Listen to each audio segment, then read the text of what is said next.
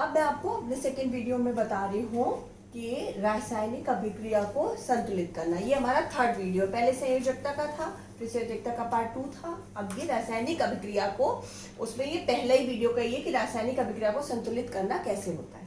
ठीक है, कोई भी रासायनिक अभिक्रिया, आपने द्रव्यमान संरक्षण वाला शायद मेरा वीडियो देखा होगा, उसमें आपको पता है कि अभिकारक जो अभिक्रिया में भाग लेते हैं वो अभिकारक कहलाते हैं, और जो बनता है वो उत्पाद होता है। लेकिन जो परमाणुओं की संख्या है, जितनी अभिकारक की होती है, उत्पाद में भी परमाणुओं की संख्या सेम रहती है। जैसे कि आपको द्रव्यमान संरक्षण के लिए मैंने पूरा एग्जांपल सहित बताया था। अब देखिए एक अभिक्रिया हम आपको दिखा रहे हैं, यहाँ पर हम आपको कई तत्वों का अभिक्रिया करवा के दिखाऊंगी कि कैसे बैलेंस करते हैं, बैलेंसिंग सिखाऊंगी, संतुलित करना सिखाएंगे। ठीक है, आप मान लीजिए मैग्नीशियम है, जब उसको जलाते हैं यानी कि O2 से क्रिया कराते हैं, तो ये पता है आपको धातु के रासायनिक गुण में कि कभी भी किसी धातु की अगर ऑक्सीजन से क्रिया करती है तो क्या बनता है, धातु ऑक्साइड। पता है आपको MgO बनता है। ठीक है, अब MgO ये संतुलित करना बताइए। देखिए अब इधर मैग्नीशियम के कितने परमाणु हैं, इधर मैग्नीशियम का एक परमाणु है, इधर अभिकारक जो है ये अभिकारक हो गया, ये जो उत्पाद बना है मैग्नीशियम ऑक्साइड, तो मैग्नीशियम ऑक्साइड में मैग्नीशियम के कितने परमाणु हैं, एक। ठीक है, यहां पर कहीं आपको 2 नहीं दिख रहा है। अब ऑक्सीजन के यहाँ पर कितने परमाणु हैं, ऑक्सीजन का एक अणु ने अभिक्रिया करी है, लेकिन कितने परमाणु हैं, 2। यहां पर ऑक्सीजन के कितने परमाणु हैं, 1। अब ये बैलेंस नहीं है, ये संतुलित नहीं है। अब हम इसे कैसे संतुलित करेंगे, मैग्नीशियम तो संतुलित है लेकिन ऑक्सीजन संतुलित नहीं है। कभी भी हम किसी की अभिक्रिया में अगर संतुलित करेंगे तो वो हमेशा यहां नंबर लगा सकते हैं। कभी आपने देखा होगा यहां नंबर नहीं लगा सकते, क्योंकि आपने मेरे संयोजकता वाले वीडियो में देखा होगा कि यहां नंबर कब लगाते हैं, जब किसी की वैलेंसी इधर आती है फिर इधर आती, क्रॉस होके तब लगाते हैं। ठीक है, तो यहां पर बनेगा, जब भी हम रिएक्शन कराते हैं तो वो MgO बनेगा। अब MgO में हमें संतुलित करना है तो हम यहां नंबर लगा सकते हैं। O को हमें 2 O चाहिए, एक ही परमाणु है, 2 होने चाहिए, तो यहां पर 1 है तो यहां 2। अब ऑक्सीजन हमारी कितनी हो गई, 2 परमाणु हो गए। अब लेकिन हम अब देखिए बच्चों, अगर यहां कुछ नहीं है तो समझ लीजिए 1 है, और यहां पर जो नंबर होता है और जो यहां नंबर होता है उसका हमेशा मल्टीप्लिकेशन हो जाता है। यहां पर कुछ नहीं है तो मान लीजिए 2 हो गया, 1 है यहाँ पर, कुछ नहीं है सॉरी, तो यहाँ 1 है। अब 2 1 जा 2, तो जो O हो गए वो कितने हो गए, 2। ठीक है, लेकिन O तो 2 हो गए, ठीक है, O तो 2 हो गए, लेकिन Mg भी 2 हो गए, जो कि हमें यहाँ अभिकारक में एक ही था। यहाँ पर Mg जब 2 बढ़ाया, क्योंकि और कोई चॉइस नहीं थी, हम यहाँ नंबर बढ़ा नहीं सकते, O इसी के संग है तो हमें यहीं पर लिखना है, तो O तो 2 हो गए परमाणु, लेकिन Mg के भी 2 परमाणु हो गए। तो अब हमें यहाँ पर भी हम नंबर बढ़ा सकते हैं अभिकारकों के साइड में। तो यहाँ पर O तो 2 थे ही, Mg के आगे भी हम यहाँ पर 2 लगा सकते हैं। मैंने आपको बताया यहाँ नंबर नहीं बढ़ा सकते, हमेशा आगे नंबर बढ़ाएंगे। तो अब यहाँ कितने परमाणु हो गए, मैग्नीशियम के 2, ऑक्सीजन के 2, यहाँ मैग्नीशियम के 2, देखिए 2 Mg और 2 O, यहाँ पर O भी 2 हो गया, ये अब बैलेंस हो गई। ठीक है, अब दूसरी अभिक्रिया आपको बताते हैं, ये हो गई पहली। अब कोई भी दूसरी हम ले लेंगे, मान लीजिए कैल्शियम ऑक्साइड है। अगर हम कैल्शियम ऑक्साइड की, अभी आपको पता है कि कैल्शियम की ऑक्सीजन से कराई थी तो कैल्शियम ऑक्साइड बनी होगी। अब कैल्शियम ऑक्साइड की हम पानी से कराएंगे, पानी से H2O। तो जब कैल्शियम ऑक्साइड की हम पानी से कराएंगे तो हाइड्रोक्साइड बनेगा। ये आपको पता होना चाहिए, जब भी ये ऑक्साइड बनी और इसकी जब हम पानी से अभिक्रिया कराते हैं तो हाइड्रोक्साइड बनता है, जो कि एक क्षार होता है। अब बनेगा कैल्शियम हाइड्रोक्साइड, क्या बनेगा, कैल्शियम हाइड्रोक्साइड CaOH का होल ट्वाइस बनेगा।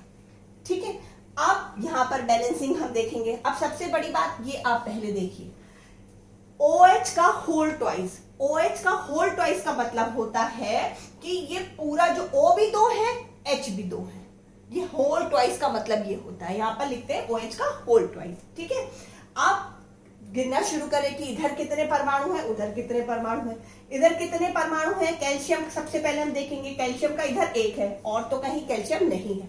इधर कितना है, कैल्शियम का 1, ठीक है, अभी तो कैल्शियम संतुलित है। अब आया O, O का यहाँ पर कैल्शियम के संग O कितने ऑक्सीजन के परमाणु, 1।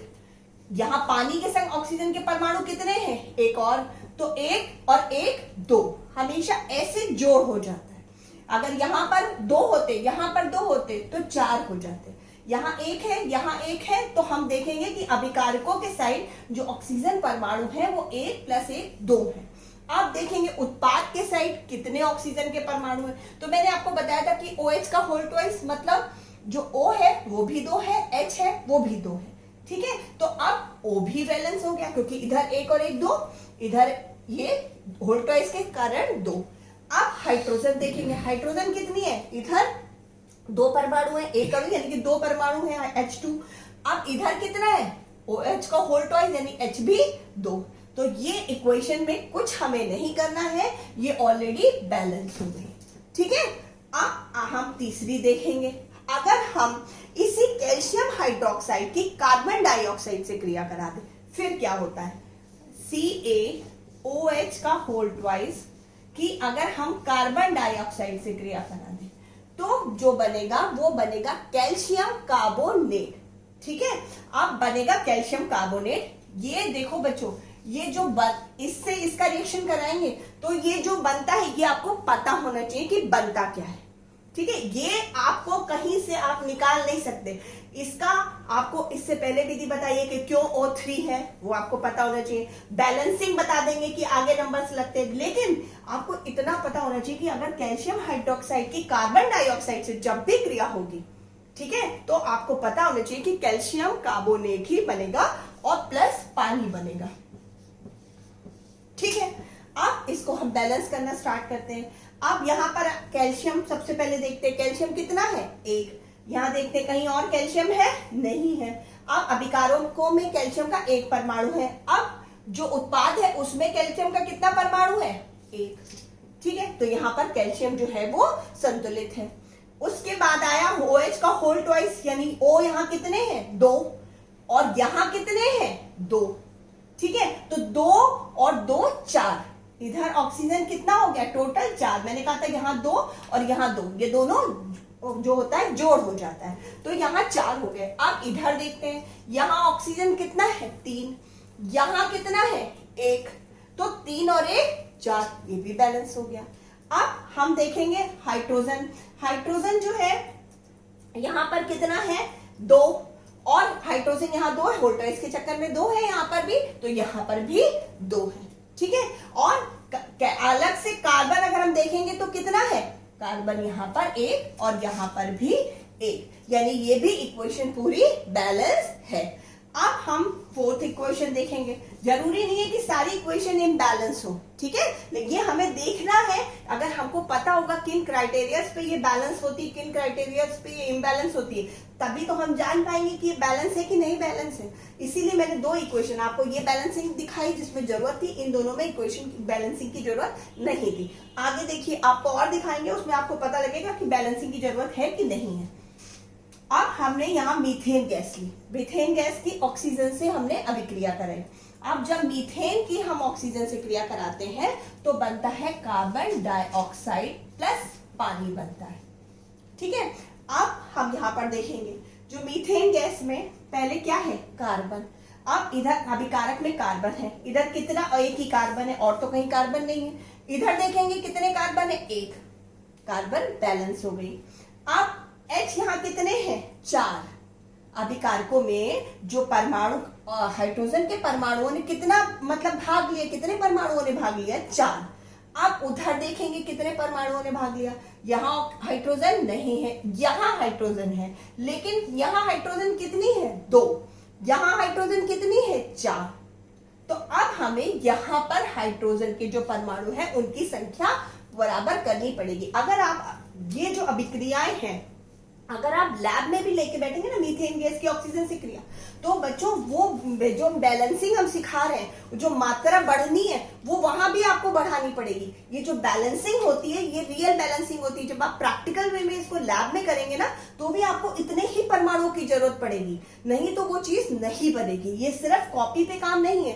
बैलेंसिंग मतलब अगर आप लैब में भी जाके वो टेस्ट ट्यूब लेके उसमें ये सब डाल के क्रिया करेंगे तो आपको वही अमाउंट चाहिए जो आप यहाँ पर पहले बैलेंस करेंगे, फिर वहां पर वो रिएक्शन करेंगे, तभी वो सटीक जो चीज बननी है वो बनेगी। ठीक है, ये सिर्फ कॉपी पे लिखने के लिए नहीं होती है, प्रैक्टिकल वे में भी ये प्रूव्ड है। ठीक है, अच्छा उसके बाद यहाँ पर आपने देखा कि जो हाइड्रोजन है 4 है और यहाँ हाइड्रोजन है 2, तो अब इसको हम बैलेंस करेंगे। हमने आपको बताया कि अब हाइड्रोजन में हम यहीं पर एक ही जगह हाइड्रोजन है इसी को बढ़ा सकते हैं, तो यहाँ हम नहीं बढ़ा सकते किसी हालत में। मान लीजिए इसको हम 4 कर दें, नो, इसको हम नहीं कर सकते क्योंकि पानी जो है वो H2O ही है। यहां पर हम बढ़ा सकते हैं और हमने आपको बताया था कि यहां जो नंबर लिखेंगे उससे और यहां वाले नंबर का मल्टीप्लिकेशन हो जाता है। तो अब हम यहां क्या नंबर लिखें जिससे इसका मल्टीप्लिकेशन होके 4 आ जाए? 2 2 जा 4 हो गया और यहां कितने हैं? 4। अब हाइड्रोजन हमारा बैलेंस हो गया। कोई भी डाउट हो तो आप फिर से पूछ सकते हैं लिखकर। ठीक है, तो यहां 4 है, 2 जा 4, यहां भी हाइड्रोजन 4 हो गया। अब आया ऑक्सीजन की बारी। ऑक्सीजन यहां पर कितना है? 2। यहां पर कितना है? 2 प्लस ये जो 2 लगाया उससे पूरा पानी का जो है परमाणु की संख्या बढ़ गई, तो उससे ऑक्सीजन भी बढ़ गया। तो यहां तो 2 था, ये भी ऑक्सीजन 2 हो गया, तो यहां ऑक्सीजन हो गया टोटल 4 परमाणु और यहां ऑक्सीजन के कितने? 2 ही हैं। अब यहां 4 है तो यहां हमें बढ़ाने पड़ेंगे, तो जब हम यहां बढ़ाएंगे तो आप जानते हैं नंबर सिर्फ यहां लगा सकते हैं, तो और जो यहां नंबर लगाएंगे उससे इस नंबर का मल्टीप्लिकेशन होता है। तो इधर 2 और ये इसके कारण इधर 2 यानी 4 हो गए, इधर ऑक्सीजन 4 हो गए, तो इधर 2 ही है, यानी हम क्या लगाएं? 2 लगाएंगे, तो 2 जा 4। अब आप देखिए सब कुछ बैलेंस हो गया। कार्बन 1 हाइड्रोजन 4, 2 जा 4 हाइड्रोजन 4। ठीक है, ऑक्सीजन 2 जा 4 ऑक्सीजन और यहां पर भी 2 ये और ये इसके कारण, इस 2 के कारण ये पूरा ही पानी बढ़ गया था। पूरे ही पानी में जो थे इसमें हाइड्रोजन और ऑक्सीजन सभी के परमाणुओं की संख्या बढ़ गई थी, तो इसलिए 2 भी बढ़ गया था। तो ये ऑक्सीजन भी बढ़ गया था, इसलिए 2 और ये 2 4 हो गया। ठीक है, तो अब ये पूरी बैलेंस हो गई। अब हम आपको फिफ्थ अभिक्रिया बताते हैं जो कि है, मान लीजिए सोडियम सल्फेट। ठीक है, Na2SO4 की अगर हम आपकी बेरियम क्लोराइड से कराते, कोई भी इक्वेशन है हम ले सकते हैं। हमने ऐसे रेंडमली कोई भी इक्वेशन लेनी है सिर्फ आपको बैलेंसिंग सिखाने के लिए, क्योंकि सभी में बैलेंस करने का तरीका किसी में कहीं जरूरत पड़ेगी, किसी में कहीं जरूरत पड़ेगी, इसलिए ऐसे रेंडमली लेनी है मैंने। अब बनेगा क्या है? ये डिस्प्लेसमेंट रिएक्शन है और आपको पता है ये है डबल डिस्प्लेसमेंट रिएक्शन, विस्थापन अभिक्रिया है। आप लोगों ने 8th क्लास में सीबीएसई की बुक में पढ़ा होगा कि Na2 क्या क्या डिस्प्लेसमेंट होता है इसमें? Na का Cl के संग डिस्प्लेसमेंट हो जाता है और Ba का SO4 के संग। ठीक है, तो अब क्या बनेगा? Na2 NaHCl, NaCl बनेगा Na, और जब Cl का बनेगा तो क्या बनेगा? NaCl। आपको पता है अभी मैंने संयोजकता में बताया है कि NaCl ही क्यों बनता है, क्योंकि उसकी संयोजकता एक है, जब नीचे आएगी तो वो कट हो जाती है। तो क्या बना? डिस्प्लेसमेंट रिएक्शन में सोडियम ने क्लोरीन के संग कर लिया और बेरियम जो है वो सल्फेट के संग कर लेगा, तो क्या बनेगा? BaSO4 ये बनेगा। अब हम इसको देखते हैं, ये हम रब कर देते हैं। हाँ, अब हम आपको बैलेंसिंग सिखाएंगे। डिस्प्लेसमेंट रिएक्शन देख लिया आपने, ये डबल डिस्प्लेसमेंट रिएक्शन है। ठीक है, सिंगल नहीं है, सिंगल में सिर्फ एक हटता है, यहाँ पर दोनों चीज हटके और दूसरे के साथ यहाँ पर Na ने Cl के संग और Ba ने सल्फेट के संग रिएक्शन कर लिया। अब हम स्टार्ट करते हैं अपनी बैलेंसिंग देखना कि है कि नहीं बैलेंस। अब यहाँ पर सोडियम के कितने परमाणु हैं? 2, Na2। अब अभिकारक में 2 परमाणु हैं, अब उत्पाद में कितने हैं? 1। ये बैलेंस नहीं है। अब इसको बैलेंस करने के लिए आप जानते हो यहां हम नंबर नहीं लगा सकते। कहां लगा सकते हैं? यहां। तो अभी हमने 2 लगा दिया क्योंकि Na2 था, वहां पर 1 था, तो हमने 2 लगा दिया, दोनों जगह Na क्लियर हो गया, अपना बराबर हो गया।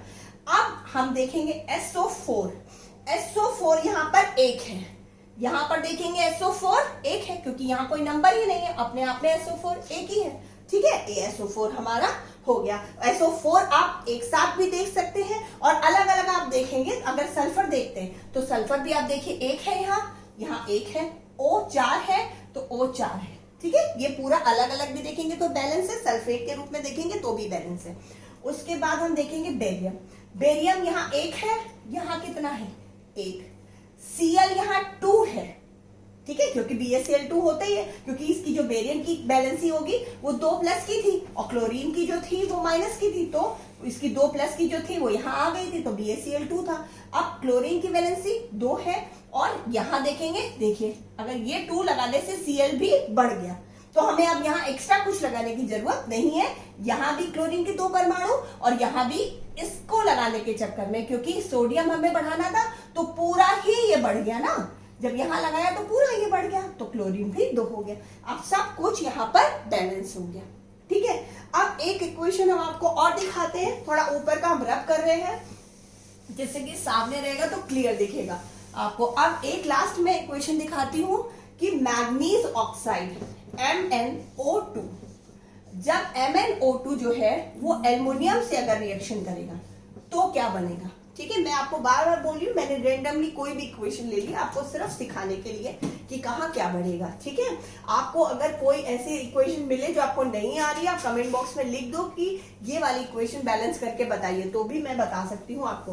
तो manganese oxide Mn manganese oxide की एल्युमिनियम से रिएक्शन करेंगे तो क्या बनेगा, इसमें जो है डिस्प्लेसमेंट रिएक्शन होगा, सिंगल डिस्प्लेसमेंट रिएक्शन, कहिएगा ये जो है इसको डिस्प्लेस कर देगा, ठीक है। एल्युमिनियम जो है ऑक्सीजन के साथ क्रिया कर लेगा और मैग्नीज को अलग कर देगा, यहां बन जाएगा मैग्नीज। मैंने आपको बताया कि ये जो रिएक्शन हुआ Al जो बनेगा Al2O3 ये बनेगा ही, ये आपको पता होना चाहिए। इसमें कुछ आपको ऐसी गणित नहीं है, ये आपको पता होना चाहिए कि ये इसके संग रिएक्शन करता है तो यही बनता है, ये आपको लर्न होना चाहिए पहले से। यहां हम बैलेंसिंग सिखा रहे हैं, ठीक है। तो Mn मैग्नीज को अलग कर देगा और Al2O3 बनेगा, Al2O3 बनेगा, ठीक है। अब Al2O3 क्यों बनेगा, क्योंकि आपको ये पता होना चाहिए कि एल्युमिनियम की वैलेंसी 3 होती है, वो यहां आती है, ऑक्सीजन की वैलेंसी 2 होती है, वो यहां आती है, ठीक है। इसके लिए आपको वैलेंसीज पता होनी चाहिए और वैलेंसीज के लिए परमाणु क्रमांक पता होने चाहिए, जिससे आपको इलेक्ट्रॉनिक शेयरिंग पता हो, आउटर ऑर्बिट में इलेक्ट्रॉन कितने हो वो पता हो, क्योंकि उसी पे तो वैलेंसी जो होती है वो बनती है किसी की भी। तो अब आपको Al2O3 ही बनेगा। अब हम बैलेंसिंग सिखाएंगे। अब बैलेंसिंग में मैग्नीज कितना है, यहाँ है मैग्नीज का 1, ठीक है। अब मैग्नीज 1 है, यहाँ कितना है मैग्नीज 1 है, ये मैं लाइन रब कर देती हूँ जिससे थोड़ा सा क्लियर हो जाए बोर्ड। हाँ, अब यहाँ मैग्नीज 1 है और यहाँ भी मैग्नीज 1 है, ठीक है, ये बैलेंस है अभी तो फिलहाल। अब O कितने हैं, यहाँ 2, यहाँ O कितने हैं 3, ठीक है।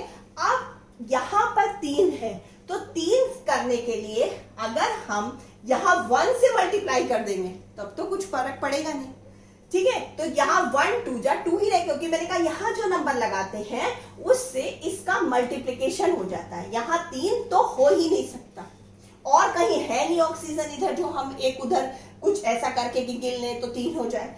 यहाँ ऑक्सीजन के 3 है तो यहाँ 2 है, तो यहाँ पर या तो ये 2 रहेंगे या तो मुझे और ज्यादा बढ़ाना पड़ेगा। अब हम यहाँ अगर ज्यादा बढ़ाएंगे तो ध्यान से देखिएगा, ये थोड़ा सा इसमें कैलकुलेशन ज्यादा है। अगर हमने मान लीजिए कर दिया यहाँ पर 2 तो यहाँ पर हो गया 4, ठीक है, यहाँ पर अभी भी 3 रह गया, ठीक है। अब हम इसको रुक जाते हैं, पहले हम और आगे के इसमें तत्व देखते हैं, फिर उससे हम रिलेट करेंगे कि यहाँ एग्जैक्टली कितना बढ़ाना है। अभी ये ऑक्सीजन संतुलित नहीं हुआ है। अब हम देखेंगे एल्युमिनियम यहाँ कितने हैं, यहाँ एल्युमिनियम कितना है 1, यहाँ एल्युमिनियम कितना है 2, ठीक है। अब एल्युमिनियम भी ऐसा ही है कि यहाँ पर अगर हम 2 लगा देंगे तो एल्युमिनियम संतुलित हो जाएगा, ठीक है, लेकिन ऐसा हम नहीं करेंगे। अब हम ये करेंगे कि यहाँ पर हम जो है ऑक्सीजन और इसको करने के लिए यहाँ हम अगर 2 लगा देते हैं, देखिए अब बैलेंसिंग के लिए देखिए, इसको आपको कई स्टेप में करना पड़ेगा।